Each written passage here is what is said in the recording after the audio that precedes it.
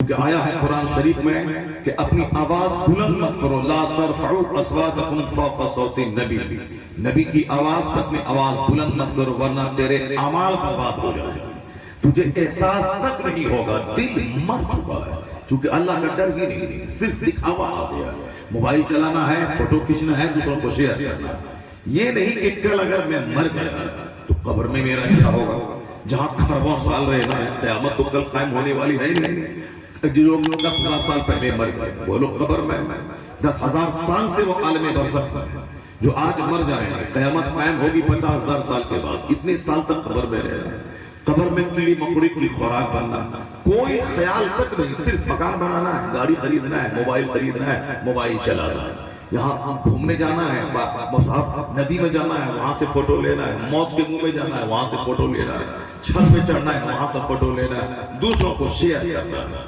دل مر چکا ہے۔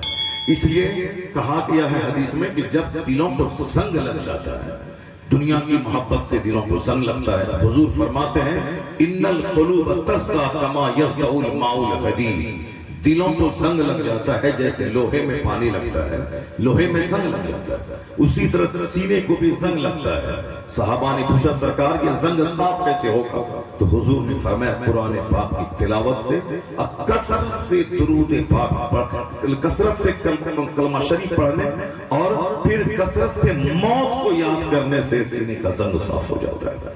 جب بندہ یہ سمجھتا ہے کہ مجھے 60-70 سال تک جینا ہے، تب اس کے بعد دماغ میں تمنا پیدا ہوتی ہے، مجھ کو گاڑی چاہیے، مکان چاہیے، چاہے جیسے بھی ہو، جھوٹ بولیں، شراب بیچیں، سود کھائیں، دوسروں کی زمین ہڑپیں، مدرسے کا مال کھائیں، مسجد کی زمین بیچیں، یعنی جیسے بھی ہو مجھ کو مال چاہیے، مرنے کے بعد قبر میں کون دیکھا ہے کیا ہوگا، ابھی تو مال چاہیے۔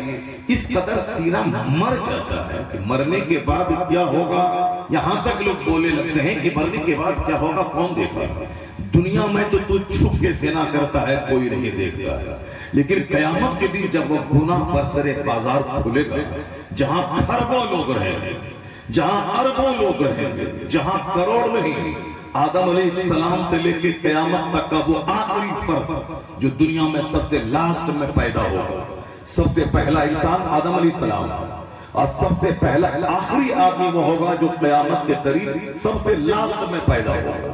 کتنے مہاسنکھ لوگ اس بیچ میں پیدا ہوں گے، سارے کے سارے میدان محشر میں ہوں گے، وہاں تو پہلے 10,000 سال پہلے پیدا ہوا، پھر 10,000 سال کوئی پیدا ہوگا، وہاں سارے لوگ میدان محشر پر ہوں گے، رسوائی۔ اس لیے حضور نے کہا ہے اصل آرام وہاں، اصل تکلیف وہاں کی۔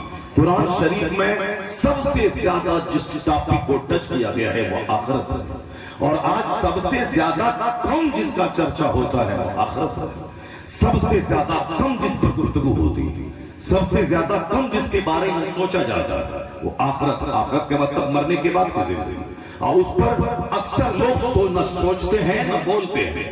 آقا علیہ السلام نے ایک موقع سے کہا تھا کہ جو روزانہ 20 بار موت کو یاد کرتا ہے وہ چاہے اپنے گھر پہ بستر پہ کیوں نہ مر جائے، اللہ اس کو شہادت کا اجر عطا فرماتا۔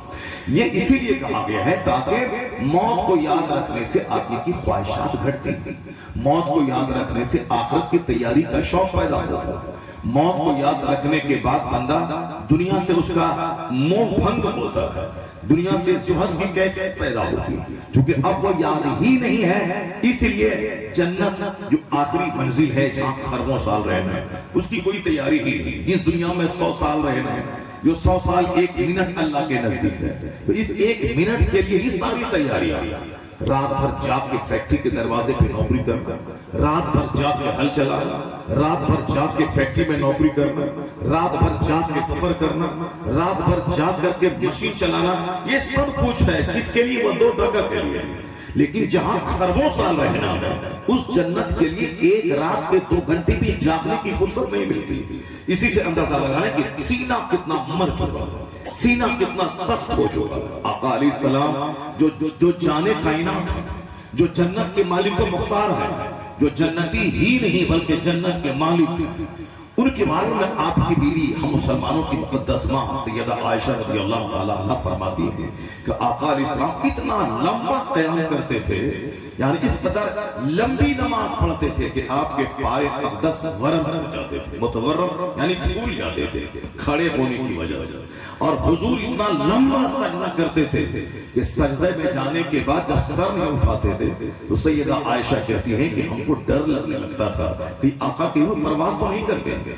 میں نے ان کو کہتے ہیں مجھ کو اندیشہ لگتا تھا کہ سرکار کی روح پرواز تو نہیں کر گئی. اتنا لمبا سجدہ کرتے تھے. کون؟ جو جانے ایمان اصل ایمان ہے، جو گناہوں سے معصوم ہے، جو جنت کے مالک ہیں.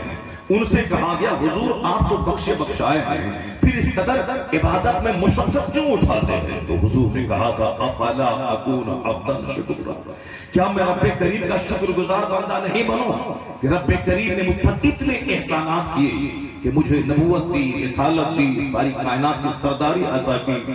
میں بنی آدم کا سردار، انا سید ولد آدم، میں بنی آدم کا سردار ہوں. اتنی نعمتیں اللہ نے کی تو کیا میں اس کا شکر گزار بندہ نہیں بنوں؟